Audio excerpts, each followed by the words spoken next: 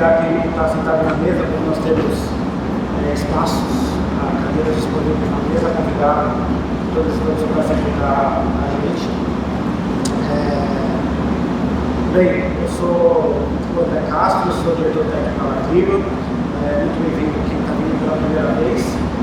Quem ainda não conhece, trabalha na Clima. A Clima é um instituto dedicado a produzir e espalhar conhecimento sobre mudanças climáticas, sobre políticas climáticas, a partir da lente do direito. E um dos trabalhos que a gente faz é justamente a delegação das COPs, das conferências do clima, delegações que acompanham desde a COP25 sistematicamente essa aula de negociação, tanto em Bonn quanto na COP. Então, hoje a gente tem uma delegação de 10 pessoas acompanhando os diferentes itens de agenda.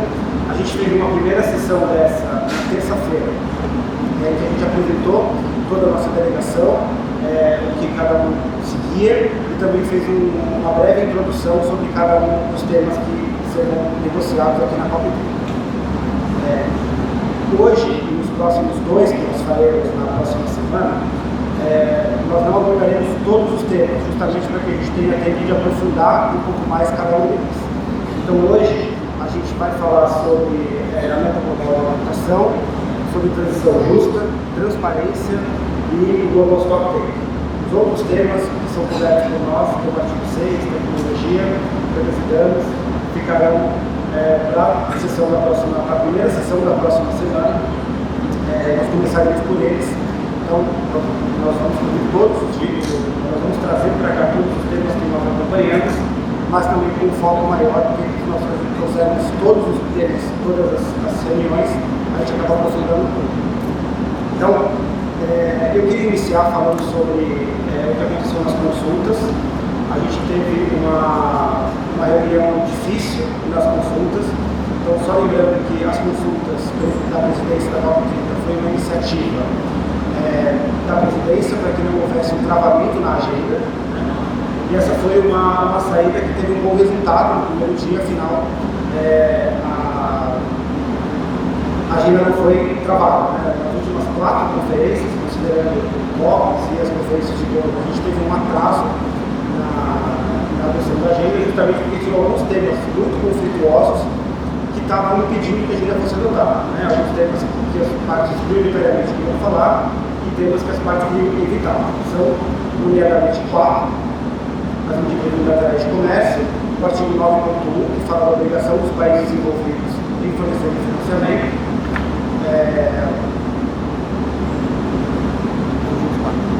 9.1, medidas unilaterais. Os relatórios síntese de transparência e o relatório síntese das NDCs, ou seja, mitigação, transparência, financiamento e medidas unilaterais. Ontem a gente teve uma sessão tensa, uma sessão que as partes não cooperaram muito nos diálogos, e o que a gente observou foi que, principalmente o tema de medidas unilaterais de comércio, que são temas muito caros para o usuário, para o LM se espalhou por outras salas. Então, acho que esse é um ponto interessante para ficar observando, que está acompanhando outros temas, entender como esse movimento está acontecendo, porque as coisas não teriam dado muito bem na sala das consultas, está reverberando em outras salas. Pelo nosso mapeamento, as salas do artigo 6, por exemplo, foram uma das poucas em que não teve nenhuma menção a medidas unilaterais. Quase todas as outras teve. Então, acho que esse é um ponto para a gente ficar atento. Dentro do advocacy que a gente faz, das intervenções que a gente faz nas delegações, é importante a gente ter isso em mente para que a nossa incidência, as negociações sejam bem direcionadas a esse ponto. No mais, queria só voltar na parte introdutória. Eu acabei esquecendo uma parte importante de agradecer as delegações de Portugal e Angola, que nos ajudaram no nosso credenciamento, fazem esse espaço de transmissão de conhecimento sobre as negociações em língua portuguesa possível. Eu queria, mais uma vez, agradecer a parceria dessas delegações com o nosso credenciamento. E agora eu vou passar a palavra para a Gaia, que saiu da sala do GGA, para trazer um pouco para a gente, e depois ela vai voltar para lá, porque as negociações estão em andamento. motivado, acho que vai ser bem desafiadora para o GGA. Então, quero passar a palavra para a gente aproveitar o tempo dela aqui e depois a gente vai ter outros tempos. Pessoal, o GGA funciona, né? Isso aqui promete bastante conflito, bastante animação na sala e ele sempre mostra regularmente. Eu estava na primeira semana de negociação e normalmente é na segunda semana que a gente vê as coisas acelerarem, mas a gente já teve ontem negociação até às 9 da noite para mais. Hoje de manhã agora os pais estavam fazendo informe em forma, conversando de uma forma mais informal sobre como avançar a agenda. Então, de forma geral, o que está na mesa? A gente tem a expectativa de ter uma decisão aqui na COP sobre a lista de indicadores que mensuram o progresso em relação aos objetivos da meta global de adaptação. Em relação a isso, as partes precisam entender, adotar, discutir os indicadores que foram preparados com um grupo de especialistas. Os especialistas fizeram uma lista de 100 indicadores conforme o pedido das partes, mas ele chegou aqui e as partes estão discutindo se elas querem ou não usar esses indicadores e como elas vão usar esses indicadores, com algumas propostas novas na mesa de talvez fazer uma lista mais reduzida, talvez só tomar nota desses indicadores e não de fato adotar essa lista. Então, tem 5, 6 opções na mesa sobre caminhos possíveis em relação a como que esses indicadores que foram preparados por um grupo amplo de especialistas vai ser aproveitado aqui nessa COP. E esse é o ponto de maior tensão, porque as expectativas do programa de trabalho que tem que ser encerrado aqui na COP é justamente sobre os indicadores. Então, além desse componente dos indicadores que está sendo extremamente contencioso, tem ainda outras partes que estão aparecendo dentro dessa decisão sobre adaptação transformacional e outras abordagens para adaptação. Então, as partes têm que discutir também sobre os futuros approaches para adaptação. E o que tem aparecido na sala é a gente não quer tratar os approaches, as abordagens para adaptação com hierarquia. Então, adaptação transformacional não necessariamente é a melhor forma, adaptação incremental não necessariamente é a melhor forma, adaptação baseada em ecossistemas não necessariamente é a melhor forma, e justamente eles querem que tenha uma menção mais ampla em relação a todas essas abordagens para que os países adotem a abordagem já mais adequada à sua circunstância nacional, à sua cultura e à sua realidade. Isso é um dos componentes que está sendo discutido também. Para além disso, existe uma parte procedimental que diz respeito à continuidade dessa agenda. Então, o que acontece depois que os países criaram o GGA e vão definir como os indicadores são abordados? Eles também precisam decidir quais são os próximos passos, o que vai sobrar para as próximas COPs. E aí tem surgido algumas propostas. Na COP passada foi criado um Adaptation Roadmap, que eles estão chamando de DAR, que em tese seria um lugar para discutir algumas questões operacionais desses próximos passos. Mas as partes não estão engajando só com essa proposta. Ontem a União Europeia colocou na mesa uma nova proposta de fazer algo que parta daqui de Belém, então um novo programa de trabalho. O Grupo Árabe também falou que gostaria que o GGA se tornasse um item fixo da agenda de negociação, deixar de ser tratado como um programa, então se tornaria um standalone de agenda, como eles falam. E tudo isso está na mesa para definir os próximos passos dessa agenda, que é uma das agendas mais importantes, porque a adaptação é um eixo temático fundamental dentro da convenção, dentro da Acordo de Paris. Para além disso, ontem a gente teve também uma longa negociação sobre as NAPs, que são os Planos Nacionais de Adaptação, que é o outro grande tema de adaptação dentro da conferência. As NAPs é uma agenda que está bloqueada há muitos anos. Todos os anos as partes não conseguem tomar uma decisão consensual sobre isso, porque tem conflitos, divergências muito fortes e intransponíveis sobre como meio de implementação, ou seja, financiamento, vai entrar dentro da discussão, dentro da decisão. Todos os anos essa discussão acaba resultando numa decisão procedimental, sem um resultado material, e isso vem gerando muitas frustrações. Então, esse ano, mais uma vez, está na mesa essa discussão. E as partes ontem engajaram no texto de uma forma extremamente construtiva, que surpreendeu muita gente a volta da União Europeia em algum momento falar na negociação. Eu não esperava que a gente ia chegar até aqui hoje, eu nem me preparei para tratar desses artigos falando, porque eles limparam o texto quase até o parágrafo 25, pulando a parte de meio de implementação. E aí está todo gato que provavelmente vai trabalhar aqui. Eu vou encerrar por aqui. Muito obrigada. Vamos voltar para o terceiro, então fica à vontade para voltar lá, porque no próximo ano a gente vai precisar das informações atualizadas e a gente volta.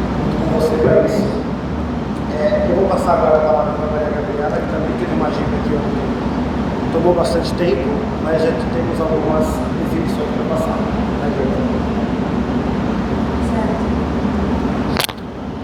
Boa tarde, eu sou Maria Gabriela, sou de da área de justiça de marketing de Brasília. Na delegação estou acompanhando transparência e mitigação. Mas hoje a gente vai falar de transparência, que teve um dia, no mínimo, conturbado ontem. A gente começou com o high level às 9 horas da manhã e fomos sair daqui às 23h20, todos os negociadores. Mas a gente conseguiu sair daqui com uma boa decisão. Então, notícias boas para vocês também. A gente teve 3 itens de agenda em transparência que foram negociados até então: 4D, 4D e o SBI 5. Nós tivemos draft decisions quanto ao 4B e o 4D e mandamos foi mandado um formal note sobre o SBI 5. Eu vou falando tema por tema e tentando ser o mais negativa possível. É uma agenda técnica, se alguém tiver alguma dúvida depois, a gente pode conversar. Mas as negociações do 4D, que é sobre o grupo consultativo de especialistas, aconteceu principalmente entendendo como é que seria a extensão desse mandato do CGE, que é esse grupo de especialistas consultivos, também a composição desse grupo e a revisão dos termos de referência. E uma coisa que a gente não estava esperando que entrasse, mas que entrou, foi uma discussão sobre como esse item vai estar, se vai estar na COP, sendo ali colocado uma decisão de COP ou uma decisão de CNA. A gente teve esses avanços substanciais, eles conseguiram limpar o texto, estava cheio de brackets, mas ao final, também de um dia de mais de 12 horas de trabalho, eles conseguiram fazer essa limpeza. E aí, uma das coisas importantes que eles trouxeram foi essa ausência de relatório do CGE, porque as partes falaram que pelo primeiro ano, todas as COPs, o CGE não trouxe um relatório anual de atividades e isso aconteceu por falta de financiamento para isso. Então foi algo que também teve um impacto muito grande nas negociações. Os países argumentaram que não é possível também revisar um mandato sem ter esse relatório de atividades. Outros defenderam a falta de relatório em si, evidencia essa relevância da discussão e da reforma do CGE. No texto final que foi enviado, na draft decision para a COP, quanto ao termo do CGE, foi falado duas opções de texto. Primeiro, sobre prorrogar de 3 ou 6 anos o mandato do CGE, e o segundo, sobre manter o mandato até a decisão futura da COP. Então, essas duas opções vão ser discutidas ali no nível ministerial. Sobre a composição, eles conseguiram chegar também 2 opções.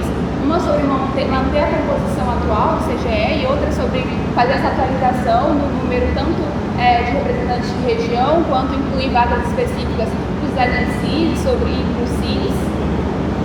Sobre os termos de referência, também 2 opções, que é adotar novos termos de referência revisados e outra é manter os termos de referência que a gente já tem hoje, que está ali na decisão 14, da COP26. E aí também começou ali nesse debate falar sobre a importância de talvez fazer uma referência ao CNA, tinha muitas referências ao CNA no texto.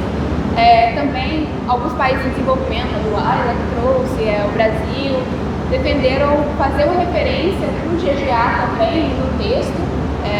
Então, fazer uma referência sobre o Global Goal Adaptation, e aí as pessoas estavam em dúvida sobre como é que eles poderiam fazer isso. E aí o AILA conseguiu trazer um texto final que já tinha sido acordado antes, fazendo essa indicação do GGA, mas sem falar que estava diretamente relacionados aos indicadores que ainda estão em negociação, Então, por isso que eles não queriam colocar já no texto. Também foi trazida essa relação de COP e CNA, e aqui eles tiveram que chamar o secretariado, o pessoal, a equipe, a legal equipe, a equipe do direito do secretariado ali, para entender se era possível fazer essa referência. O secretariado disse que estava achando que não era possível, e aí também foi a Arábia Saudita concordou com isso, mas ao final eles concordaram em colocar uma nota para, no nível ministerial, ser decidido se vai ou não fazer essa referência. Então, o texto que ficou foi: a CNA toma nota da decisão da COP e decide que esse CGE continuará a servir ao Acordo de Paris. Então, isso aqui vai ser negociado ali na segunda semana a nível ministerial. Passando para o 4B, que vai falar sobre provisão de financiamento e suporte técnico para os países do não anexo 1. Então, os países em desenvolvimento foram falados sobre o reconhecimento e o papel do GEF e o apoio existente, mas também todos os países fizeram questão, assim como eu falei na terça-feira, de ressaltar a dificuldade que eles tiveram de acessar esses financiamentos do GEF. Então, entender também como é que vai fazer esse acesso ser sustentável, como é que fazer para os projetos serem mais rápidos. Isso foi muito interessante porque nessa rodada de discussão eles tiveram a oportunidade de discutir ali diretamente com o GEF e as organizações implementadoras. Tiveram respostas, sim, sobre os seus direcionamentos.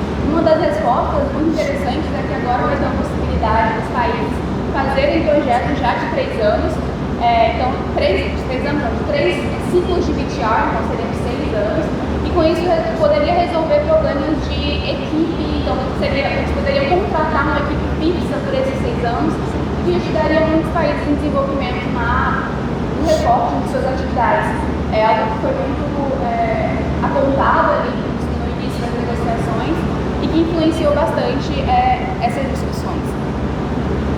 Também foram trazidos sobre o texto a importância dos países que já tiveram apoio do GEF e não apresentaram ainda os seus relatórios de updates bianuais, que são ali os relatórios que foram antes do BTR. Então, os países já pegaram esse dinheiro e ainda não tinham apresentado. Isso saiu no texto de decisão falando que é importante, estimulando que esses países fizessem esse reporte. Também falaram sobre o mecanismo das comunicações nacionais e o BTR e o único reporte. Os países em desenvolvimento estavam com medo de, ao colocar no texto essa referência da possibilidade das comunicações nacionais serem apresentadas juntos com o BTR, poderiam forçá-los a ter que fazer essa apresentação sempre, e aí seria um custo a mais. Então, isso também foi muito discutido por lá, e a composição final do texto deu uma modificada na linguagem para que não parecesse que estivesse forçando esses países. Então, foi algo que conseguiram ter um consenso também. Também falaram sobre a continuidade das capacidades técnicas e das equipes nacionais. Isso foi algo que o Brasil trouxe também bastante. A importância de entender que quem faz o do BTR muitas vezes não está aqui na COP. A maioria dos países não tem condição de trazer as equipes que fazem o BTR para cá. Então, eles não participam dessas importantes decisões e capacitações que eles têm aqui também nesse espaço de COP. Então, eles estão pensando em como é que vão fazer isso a partir de interações regionais entre os países e conseguirem fazer esse reporte também entre si, essa formação entre si,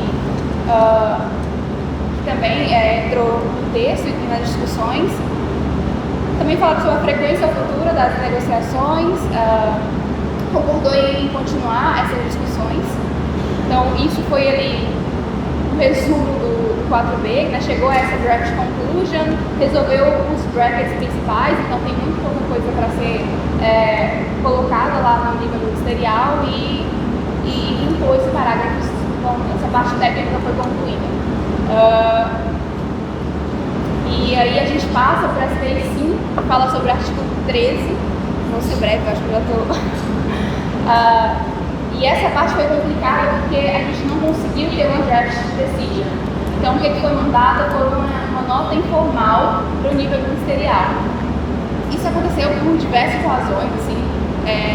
O pessoal propôs uma lista de atividades, trabalharam junto nessa lista de atividades, foram todo dia de quarta-feira nessas discussões, mas ainda assim não conseguiram chegar num consenso.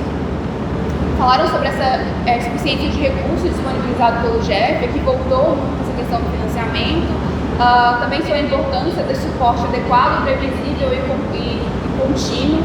Então, tiveram muito debate estrutural sobre os ciclos de trabalho, colocaram 2 opções no texto, que era a opção 1, que era um conjunto de atividades estruturadas em 3 anos, envolvendo workshops, submissões, sínteses, diálogos estruturados e atividades regionais.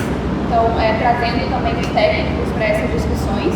E a opção 2, com World Cafés, diálogos de síntese, oficinas regionais e encontros de sessões entre junho e novembro, mas aqui seriam ciclos anuais e não de 3 em 3 anos. Opções também que vão ser debatidas a nível ministerial.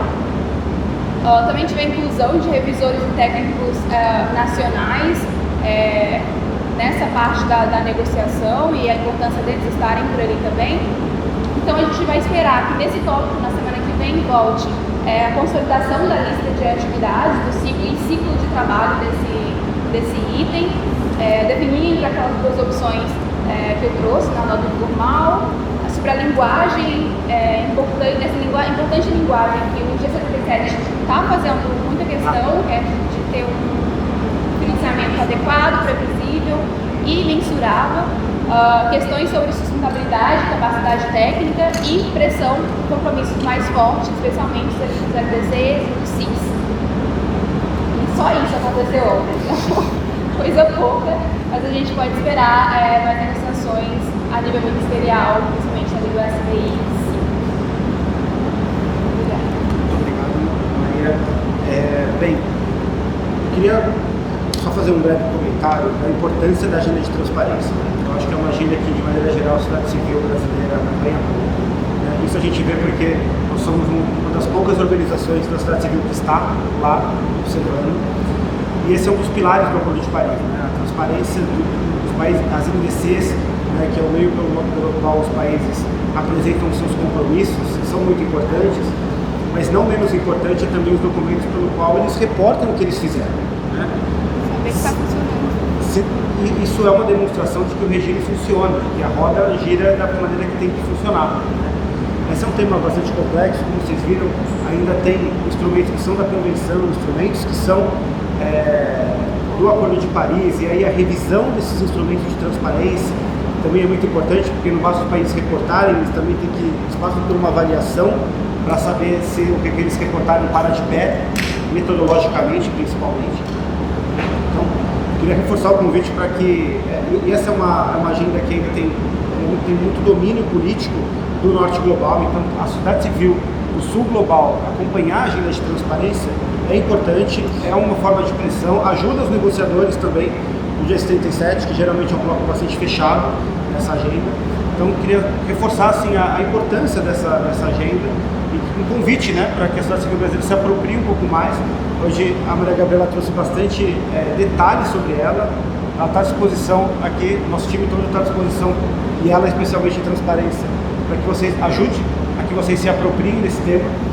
E nesse sentido, a gente tem praticamente confirmado que na terça-feira que vem, nesse horário, a gente convidou o MRE, o Ministério das Relações Exteriores, e o MCTI, o Ministério de Ciência e Tecnologia, que é quem produz o BTR do Brasil, que é quem elabora o BTR do Brasil, eles fazer uma apresentação para a sociedade civil brasileira do relatório de transparência do Brasil. Então, fica o convite, a gente vai colocar na nossa comunicação. A gente sabe que quando a gente pega a agenda de negociador, a gente está tendo uma flexibilidade, porque se eles tiverem coordenação, eventualmente isso pode mudar de horário, mas tudo indica que na terça-feira, nesse mesmo horário, em sala ainda a definir, a gente vai ter aqui o representante do MCTI e a negociadora do Brasil de Transparência para apresentar o BTR para vocês. Então, já fica esse convite e já fica já deixem pré-anotado na agenda.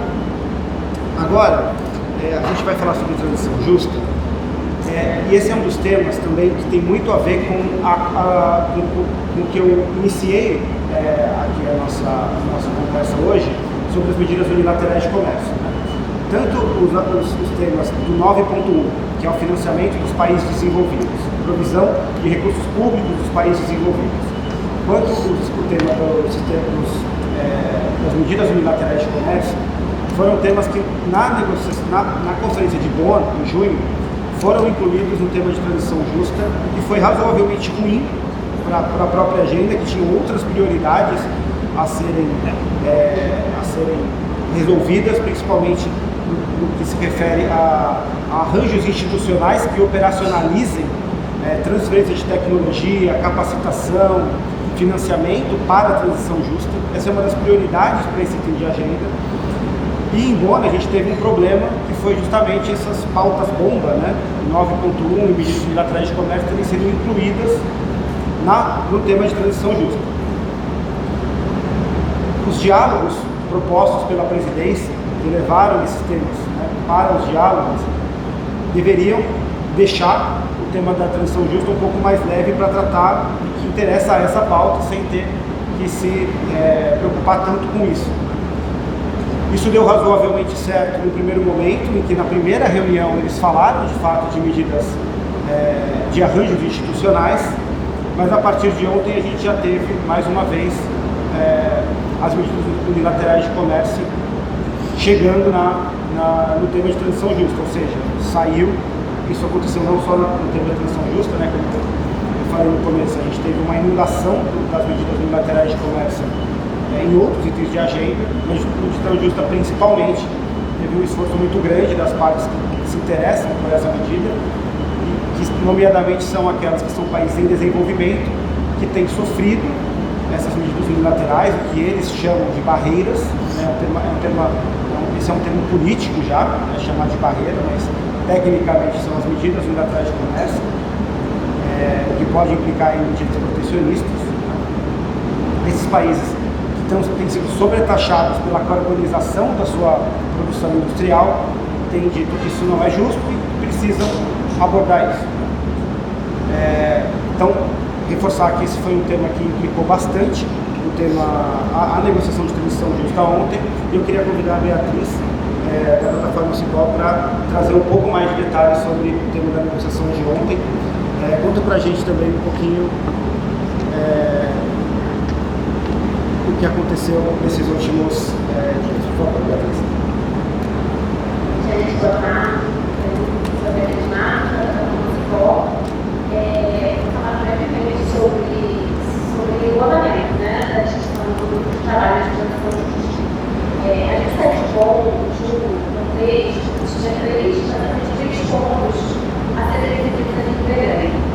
No parágrafo de legislação da energia, a gente também menciona a linguagem do grupo que eu falei sobre a transição para longe dos combustíveis fósseis, que é parágrafo fontes de disputa entre os países, da questão essa linguagem que parágrafo apenas se referindo a acesso à energia, enquanto outros países, principalmente a União Europeia, fazem questão da negação ao contexto de valor. O outro ponto também que fica na discussão aqui na COPES é o ponto das dificuldades de comércio, como a André já mencionou, extremamente conflitivo entre as partes, mas que esses dois primeiros acabam suspensos dos primeiros dias de negociação por conta de pontos de consulta, começando a etapa da legislatura. E em terceiro nível, finalmente, a gente negociado aqui, é a possibilidade de criação de arranjos institucionais, de um arranjo institucional que facilitasse a implementação das instituições justas nos países de todo o mundo. Então, basicamente, esse foi o primeiro tema a ser negociado. As partes chegaram ao consenso sugerindo que os outros dois temas das disputas ficassem grandes e o mecanismo institucional foi o primeiro tema de negociação. Então, a gente teve um início de negociação bastante produtivo, realmente. As posições dos países são merecidas, nós sabemos que os países do norte, países desenvolvidos, não querem o mecanismo. Já há espaços, órgãos dissipados, seja na convenção, seja fora dela, que fiquem com a transição justa, e como estratégia global de órgãos e a sociedade civil também, acreditamos que o mecanismo é fundamental para garantir as condições justas para todo o povo dos países em desenvolvimento. Então, esse permitir a discussões de estivessem marcadas, pareceu que existia algum espaço de a negociar. Nos outros 2 dias, a negociação já se direcionou aos temas mais polêmicos, a transição para os combustíveis fósseis e ontem, finalmente, as disputas unilaterais de comércio. E ontem, talvez, esse dia mais difícil, com os países, principalmente os países desenvolvendo, escrevendo de comércio no seu território, nas suas populações, que se refere ao aprofundamento da pobreza, das desigualdades, à impossibilidade de se realizar a implementação climática, a ação climática, face a essas restrições comerciais. E, por outro lado, a gente tinha alguns países desenvolvidos defendendo ideias de que medidas estratégicas não são um tema a ser tratado multilateralmente, elas são definidas nacionalmente. Então, houve bastante discussão em relação a isso. Os países desenvolvimentos responderam que são definidas nacionalmente, mas que têm efeitos além das fronteiras, têm efeitos significativos no objetivo ao alcance do objetivo do país, e isso justifica o mandato do programa de trabalho de justo. Então, grande parte das negociações ficaram alavancadas em essas soluções propostas sobre as medidas estratégicas de comércio. A gente também teve algumas discussões de países sobre outros parágrafos, além desses três que estavam em aberto.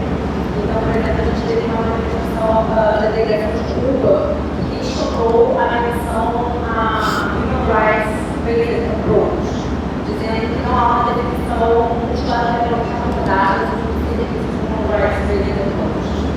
Então, a gente teria um parágrafo também um parágrafo que parecia estar predefinido em bom.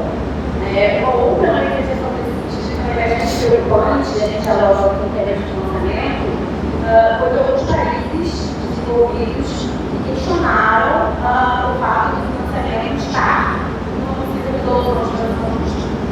Eles disseram que o financiamento já deve ser negociado em muitos dias e que, portanto, deveria ser devolvido da resolução.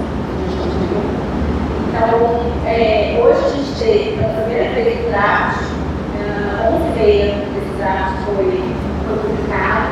Eu ainda não tive tempo de olhar, porque estava no programa que tiveram para cá, mas tem a oportunidade de fazer uma sessão hoje.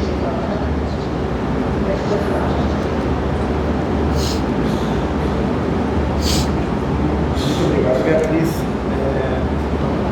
Fica aqui também o convite para o acompanhamento de transição justa.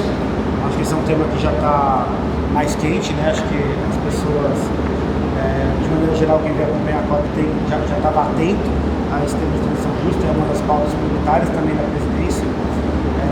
Então, uma sala difícil, a gente espera que a COP30 consiga entregar uma boa decisão também nesse tema. Bem, e agora, o último tema que a gente vai abordar hoje é o Global Stock Take, então só uma breve lembrança de como esse tema está sendo abordado.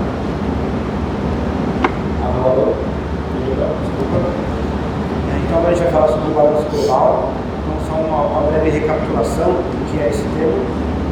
O balanço global é uma avaliação periódica coletiva que os países têm que os países apresentam a cada 5 anos. Significa que o Acordo de Paris funciona a partir desses 3 pilares, né? As NDCs, o Global Stock Take e os relatórios de transparência, como ciclos de ambição e transparência. Os países apresentam as suas NDCs, depois tem um relatório individual das partes sobre o que eles apresentaram e tem um balanço global a partir dos próprios relatórios de transparência e também de outras informações que são coletadas no processo, que avaliam coletivamente qual é o grau de implementação do Acordo de Paris. Então, quando a gente está falando do Global Stock Take, a gente está falando de 2 itens de agenda, um que olha para frente e um que olha para trás.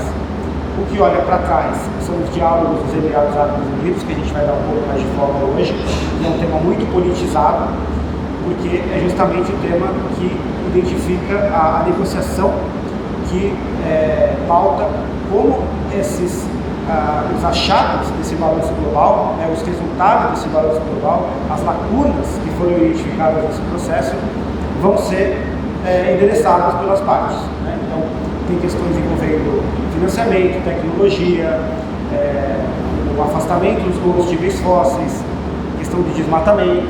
Então, todos esses temas foram abordados como lacunas no GST. O primeiro balanço global foi encerrado na COP28. Então, esse tema do diálogo dos Emirados Árabes Unidos é justamente o tema que negocia como as partes vão endereçar essas lacunas de implementação. E o outro tema são questões procedimentais que, a partir das lições aprendidas no primeiro processo do balanço global, eles estão identificando como vai ser o segundo processo. Quanto tempo eles vão coletar os dados, quanto tempo eles vão avaliar os dados e quanto tempo eles vão produzir uma decisão política a partir desses dados coletados e tratados. Né? E tudo isso dentro de processos acordados pela Conferência das Partes. Então, acho que é importante entender também o que significam esses dois temas, quando tem a parte procedimental do GST, a agenda procedimental do GST olhando para frente, e principalmente quais são os dados que vão ser coletados, que vão ser considerados nesse processo de balanço, e também como vai funcionar esse processo. Quanto tempo vai durar a parte de coleta, quanto tempo vai durar a parte de avaliação desses dados, quanto tempo vai levar o processo político para transformar tudo isso numa decisão da COP. No primeiro processo, essas etapas elas atrasaram e elas acabaram se sobrepondo de alguma forma, e eles estão trabalhando para tentar evitar que isso aconteça. Então acho que esse é um apanhado geral, que são os dois itens de agenda do Stop Tape, e agora o meu colega André Castilho vai contar um pouco para a gente como foram as negociações com o foco principal nos diálogos dos Emirados Árabes. André, por favor. Boa tarde. Bom, o André já fez uma ótima apresentação, um apanhado geral. A maior parte do que ele falou é como a gente esperava que saísse, não quer dizer que isso aconteceu exatamente. Começando do olhar para trás, que o André estava falando, que são os diálogos dos Emirados Árabes Unidos, a discussão acabou focando muito no escopo e no mandato dos diálogos, né? Então, primeiramente, teve uma grande discussão, os países falaram bastante sobre o que deve ser considerado sobre o GST1, e vocês vão ver que, embora a gente olhe para trás e olhe para frente nesses dois itens de agenda, muitas vezes as discussões são parecidas, né? Porque a gente está olhando para trás para ter algum resultado disso no diálogo. E aí, nessa discussão do escopo, muitos comentaram sobre o que tem que ser implementado do GST. Então, aqueles países mais desenvolvidos, principalmente, Austrália, Colômbia, Reino Unido, enfim, defenderam que devem ser implementados todos os resultados do GST1, então a gente tem que olhar para tudo que o GST diz, né? Só que um outro grupo, LMDC, Grupo Árabe, enfim, países mais em desenvolvimento, defendem um escopo um pouco mais restrito, né? Falando que os diálogos estão dentro do parágrafo da decisão da CMA, da decisão de finanças, e aí, portanto, a gente deveria estar olhando para financiamento que o GST reporta o leque, né, a falta de financiamento necessário. E aí, teve até uma fala falando, olha, isso aqui não é um mini GST, porque se isso aqui for um mini GST, a gente não tem que ficar discutindo, a gente tem que implementar o próximo GST. Na verdade, isso aqui é um diálogo dentro do setor de financiamento. O outro ponto é bastante relevante, e aí entra nisso um pouco da sobreposição que o André comentou, é sobre quanto tempo esses diálogos precisam continuar. Então o André falou, a gente já está atrasado, e aí está correndo o risco de ter uma sobreposição com o início do GST2, certo? Então alguns países, principalmente países desenvolvidos, acreditam que não tem por que estender muito o GST1 mais, e aí a gente tem a gente já tem um draft, um rascunho de decisão, tá? E nesse rascunho de decisão tem algumas possibilidades. Entre elas tem uma opção que fala que o GST1, que os diálogos, vão continuar em 26, em 27, em 28, e aí com certeza teria uma sobreposição. Tem outra opção falando que a gente teria mais um diálogo na SB, que é a reunião de Bonn no meio do ano que vem, e outra na COP do ano que vem, depois deveria terminar. E tem outro falando que vai ser só mais um encontro na COP do ano que vem e depois acaba. Então tem um pouco de discussão também dessa linha do tempo. Uma outra discussão que tem a ver com o escopo ainda é sobre qual é a relevância do GST, para que ele serve. Então muitos países defendendo que, olha, O GST, ele vai tratar de financiamento, aí eu estou falando LMDCs, árabes, enfim.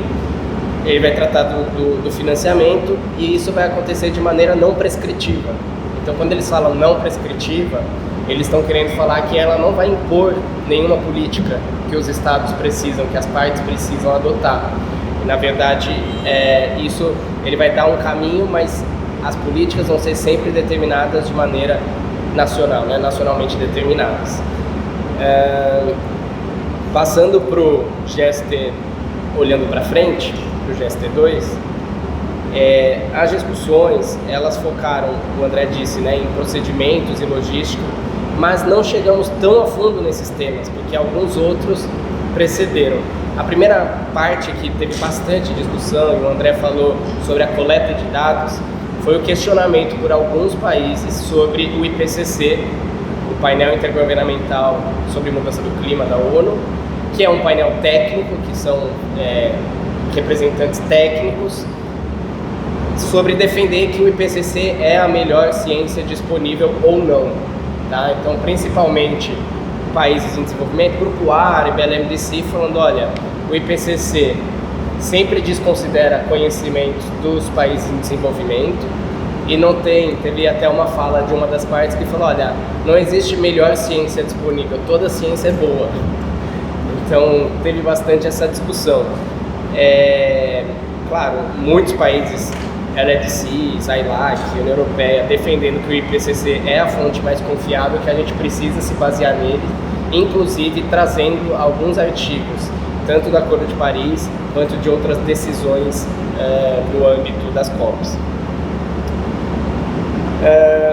Além disso, a gente teve um pedido de vários países, de diferentes grupos, inclusive não teve tanto lados nisso, sobre incluir perdas e danos como um tema, um tópico específico para avaliação. Então, geralmente mitigação, adaptação e perdas e danos entraria separado. Sobre cronograma, e aí a gente tem a sobreposição que eu estava comentando dos diálogos dos Emirados Árabes Unidos, teve bastante discussão se a gente vai estender o cronograma considerando que a gente já está atrasado, né? Então, Colômbia falou de elaborar entre 26 e 28, alguns países se mostraram flexíveis para estender esse cronograma, então tem possibilidade que o cronograma do GST2 seja estendido. E aí, novamente, a gente corre o risco daquela sobreposição do GST1 com o GST2. Bom, acho que por enquanto é isso. A gente teve um draft recentemente, agora de manhã, mas ele ainda tem só placeholders, né, que é o espaço para colocar algum tema específico, não tem nenhuma decisão muito específica ainda, mas tem uma lista de temas que poderiam entrar na decisão. Então a gente ainda, inclusive a gente está traduzindo para já disponibilizar, mas por enquanto o GST é isso. Obrigado, André.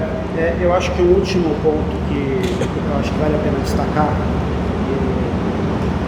o ponto final aqui nessa conversa, é que ontem, quando a gente teve a sessão de briefing com o Ministério do Meio Ambiente e com o Ministério das Relações Exteriores e com a presidência da COP30, acho que vale destacar o quanto eles estão de fato empenhados em que algo relacionado ao roadmap da COP com os combustíveis fósseis apareça na negociação, isso já reverberando um pouco do discurso do presidente Lula tanto na cúpula de líderes quanto na abertura da COP, né?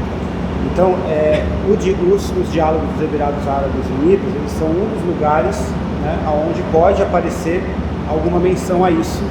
É um tema que, por esse motivo, vale a pena ficar bastante atento também. Ele seria um lugar natural onde esse tema apareceria, uma vez que a gente está falando justamente de implementação do balanço global, e o balanço global menciona, no parágrafo 28, a necessidade de se afastar dos combustíveis fósseis.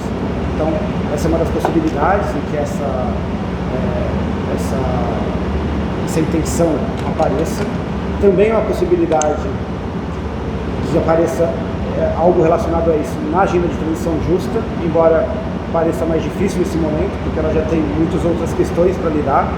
Então, levar esse tipo de tensão para a sala de transição justa pode ser mais difícil. e pode ainda aparecer em algum resultado que venha algum produto que venha como resultado das consultas, né? Lembrando que no sábado, né, nas consultas presidenciais, as consultas que a presidência está fazendo desde segunda-feira. Está agendada para sábado uma plenária que vai definir o que se vai fazer com quais vão ser os resultados práticos dessas consultas. Essa plenária deveria ter acontecido na quarta-feira, ela chegou a iniciar, mas o presidente da COP, André Corrêa do Lago, só disse que ainda não tinha um consenso, não se tinha alcançado um consenso das partes, então aquela plenária ainda não teria nenhum resultado e já anunciou a nova plenária para o sábado. Ainda não tem horário, a gente tem a expectativa de que seja no fim da tarde, né? E o que vai acontecer a partir daí vai ser importante não só para entender como esses 4 temas, né? Então, portanto, as medidas unilaterais de comércio, 9.1 financiamento dos países desenvolvidos para os países em desenvolvimento, a lacuna de omissão da NDC e também os relatórios de transparência, como esses temas vão ser abordados na segunda semana. É possível que eles sejam distribuídos em diferentes itens de agenda. É possível que haja algum texto como conclusão desses diálogos que represente o consenso que os países chegaram durante as consultas. E também é possível, embora uma possibilidade mais remota, mas procedimentalmente é possível, que haja uma reabertura de agenda, uma reabertura da agenda, para que esses temas tenham um item de agenda específico para abordá-los. Então, procedimentalmente,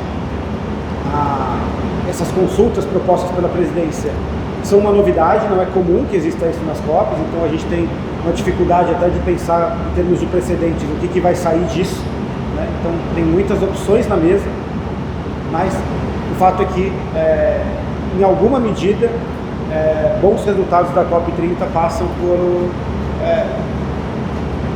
um sucesso desse processo, né? Claro que isso não é o único. A agenda de adaptação, principalmente com a meta global de adaptação, né, o item do GGA, também tem um mandato, tem uma encomenda, né, que veio de COPs anteriores para que a COP30 entregue esses indicadores, né? Como a HI bem explicou, isso ainda tem algum conflito de como isso vai acontecer, mas esse também é um medidor importante, né, para a COP30 conseguir entregar isso que lhe foi encomendado em COPs anteriores. Mas é muito importante a gente também ficar atento nas consultas, porque esses temas difíceis, né, eles são difíceis por algum motivo, e a COP que conseguir desatar os nós desses temas conflituosos vai ter sido uma COP que vai ter ajudado no processo. Eu acho que é legal também a gente se encaminhando para o final da primeira semana, né, a gente ter essa visão de que as COPs são um processo, né? A gente está no 30º capítulo de uma COP, no ano que vem vai ter a COP31 e depois vai ter a COP32, e nenhuma COP oferece uma bala de prata, né? Resolver a crise climática imediatamente. Nenhuma COP é capaz de fazer isso. A COP tem processos, a COP tem mandatos, não se pode passar por cima desses processos, não se pode passar por cima e ir além desses mandatos, né? Então acho que é muito importante a gente lembrar isso quando a gente também gere as nossas expectativas sobre isso. Acho que a COP ainda pode entregar bastante, mas ela não pode ir muito além do mandato que lhe foi conferido. Acho que é importante a gente sempre ter isso em mente. Mas o fato é que a presidência do Brasil, colocando as partes para sentar em reuniões de alto nível. Quando eu digo de alto nível, porque são pessoas que são em nível alto das delegações, né, que tem mandatos fortes dentro das delegações dos países, para conversar sobre esses temas. Isso é positivo, isso é interessante, mas o resultado disso ser bom ou não depende das partes quererem cooperar, né, depende das partes quererem chegar a um acordo. Acho que isso é muito importante também para a gente medir. Não é necessariamente um problema de condução do processo, né, que pode levar a um bom resultado ou não. Acho que por enquanto a gente, como interessados em que a crise climática tenha uma solução em algum momento, acho que nesse momento é importante apoiar o processo, né? Porque é o melhor caminho que a gente tem para ter resultados no final dessa Copa. Então, com isso a gente encerra o que a gente tinha para trazer hoje. Só para reforçar que nós temos outros temas que vão ser abordados nos próximos briefings: financiamento, artigo 6, tecnologia e capacitação, mitigação, perdas e danos e o plano de ação de gênero. Serão temas que a gente vai trazer nos próximos encontros, então por favor fiquem atentos à nossa comunicação. Reforço, vai dar para colocar o a gente vai colocar aqui também um QR Code. Eu queria pedir para ele dar acesso a um formulário. Isso cria para a gente um mailing para que a gente consiga, para que a gente possa comunicá-los de uma maneira ainda mais direta e efetiva sobre os próximos briefings, em termos de local e horário. E também tem um formulário de feedback. A gente é muito atento ao formato que a gente está fazendo. Esse é um espaço que a gente cria para informá-los, né? Então qualquer feedback sobre como as coisas estão acontecendo e propostas de melhoria são muito bem-vindas, né? A gente quer que isso seja cada vez mais útil para vocês, é por isso que a gente dedica esse tempo aqui. Então convido a todos e todas a escanear o QR Code, preencher o formulário. Vai nos ajudar na nossa comunicação, tanto para que a informação chegue para vocês sobre o horário e o local, e também para que a nossa comunicação, né, daqui para vocês também sempre melhore, para que esses briefings sejam cada vez mais úteis e mais efetivos para vocês. E também reforço para quem chegou no meio que quase 100% de certeza, na terça-feira que vem, à 13h a gente vai ter um encontro com a negociadora do Brasil e com o Ministério de Ciência e Tecnologia para a apresentação do relatório de transparência do Brasil para vocês. Uma sessão que eles são convidados, eles vão conduzir a apresentação. A gente só ofereceu o espaço, eles aceitaram. Então, espero que vocês possam comparecer, também levar essa informação para frente. Afinal, a gente está falando de transparência, então eles se colocaram abertos a ter essa transparência com a sociedade civil brasileira. É muito interessante, é muito importante que a gente aproveite esse espaço. Dito isso, um bom fim de semana, bom trabalho, boa sorte para a gente no final da COP e continuamos otimistas que vai dar tudo certo. Obrigado.